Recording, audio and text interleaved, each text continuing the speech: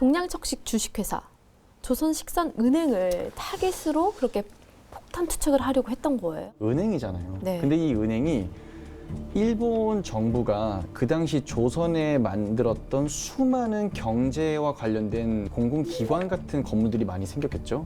그 기관에 어떻게 보면 산업 대출을 해주는 그 은행이었어요. 그게 6.25 전쟁 이후에 지금 이제 한국산업은행이 됐습니다. 근데 그 가장 많은 역할을 같이 했던 게 동양척식 주식회사예요. 그러니까 둘은 상생, 공생 관계였던 거예요. 근데 이 식산은행은 그런 존재라면은 대체 이 동척은 뭐길래 그러냐. 토지조사 사업이라 들어보셨죠? 네. 이게 얼마나 악독한, 벌써 화가 나는데 이게 얼마나 악독한 거였냐면 땅을 뺏는 거예요. 근데 땅을 뺐는데 너가 부동산을 갖고 있으면 부동산을 갖고 있다는 거 보고를 해라, 정부에. 땅을 갖고 있으면 땅을 갖고 있다고 보고를 해라고 해요. 보고 얼마 기간 안에 안 하면 그 땅은 그냥 우리가 갖는다.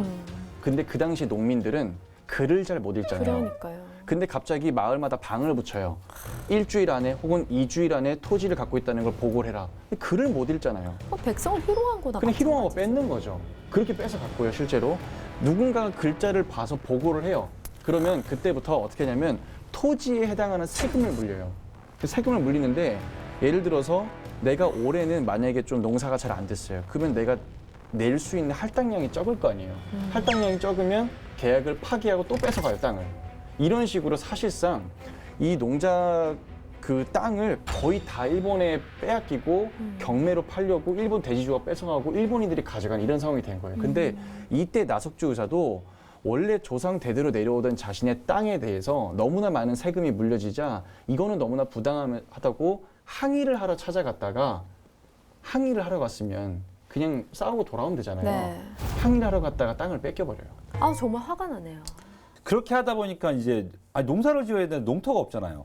그럼 농토를 찾아가야 되잖아요. 그래서 연해주로 이주 가고 일본으로 뭐 돈 벌러 가고 뭐 이런 이제 상황이 이제 되는 거죠. 근데 이제 이거에 나석주 선생님도 본인이 연관이 돼 있었던 거예요. 그게 폭탄을 두 군데다 투척했던 아주 결정적인 또 이유가 됐던 거고. 근데 사례. 실제로 의열단에서 아까 전에 제가 말씀드린 게 오파계 7가살이라고 했잖아요. 네. 오파계가 반드시 없어져야 할 5개의 민족고유를 빨아먹는 건물이에요. 거기에 이 동척과 식산은행이 들어가죠. 어차피 이 의열단 단체가 행동 강령으로 내세웠던 반드시 없애야 되는 건물이에요. 근데 그 건물이 자기 개인적인 원한도 있는 건물이에요. 나석주 의사가 내가 하겠다.